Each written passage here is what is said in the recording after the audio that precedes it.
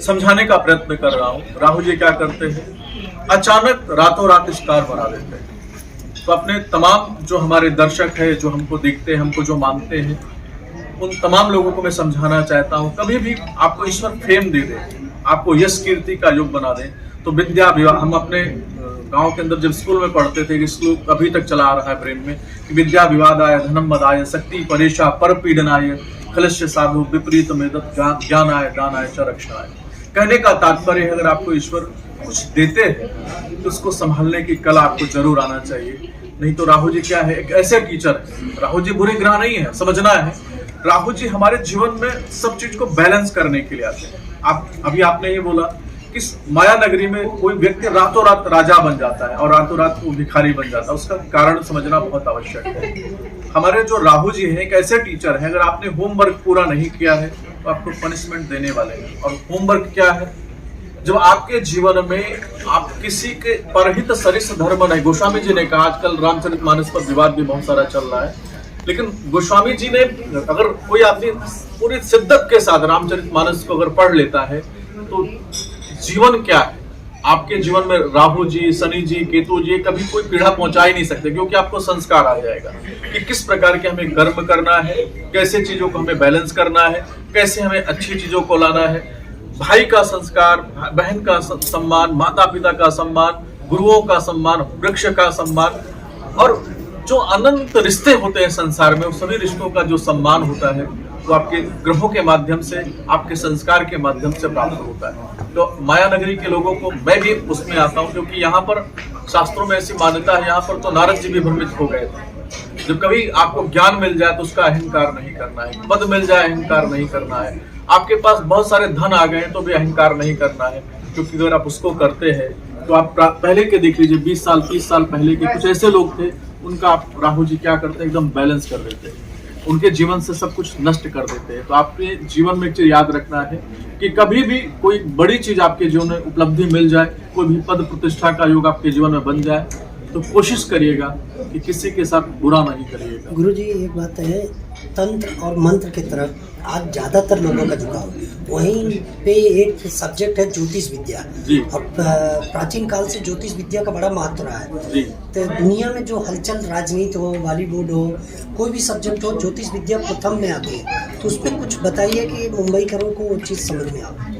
देखिए, बहुत ही उत्तम प्रश्न किया, और मैं कोविड काल के समय की मैं बहुत छोटी सी चीज आप सबके माध्यम से आप सबके दिमाग में बताना चाहता हूँ कि जब पहले गांव के अंदर किसी को फीवर होता था तो माँ क्या करती थी, पहले सबसे पहले क्या करती थी, माँ नजर उतारती थी, पहला चरण होता था। दूसरा चरण क्या होता था, माँ काढ़ा बना के पिलाती थी।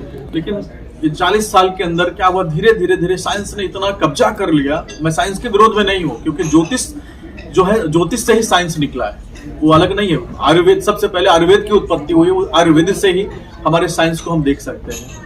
लेकिन पहले जब हम अपने बचपन की बात करते हैं, जब कोई आदमी पूछता था, बोले बुखार हो गया है, तो बोले काढ़ा पिलाया है, मेडिसिन दिया है कि नहीं दिया है, तो बोले काढ़ा पिलाया। बोले काढ़े से किसी को फीवर ठीक होता है क्या? काढ़े से किसी का बुखार नहीं खत्म होता है।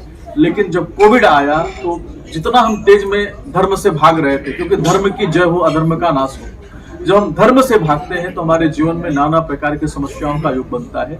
और जब हम धर्म के साथ चलते हैं, अब ग्रहों के माध्यम से समझाना चाहते हैं कि अगर सूर्य आपका कब खराब होता है, आप तमाम लोगों को पूछना चाहते हैं, अगर किसी से पूछ लीजिए कि सूर्य खराब होता है तो उसका कारण क्या है, रिश्तों से संबंध है, लेकिन कोई जवाब दे पाएगा क्या? आज से 40 साल पहले गुरुकुल की जब प्रथा थी, धीरे धीरे जो प्रथा समाप्त हुई। पहले बच्चे को बोलते थे सूर्य जब उगता था तो सोने नहीं देते थे।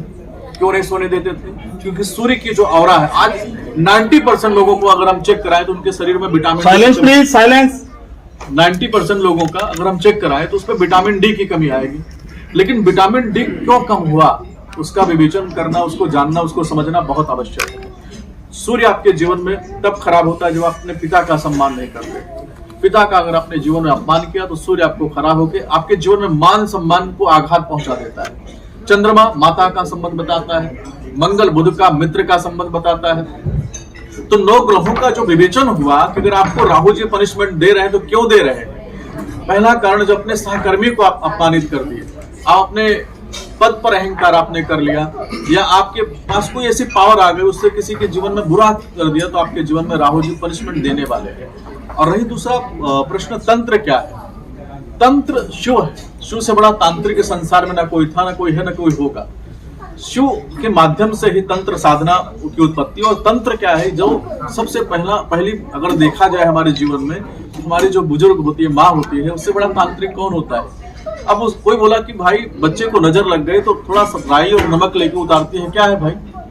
उससे कोई नजर उतरती है क्या?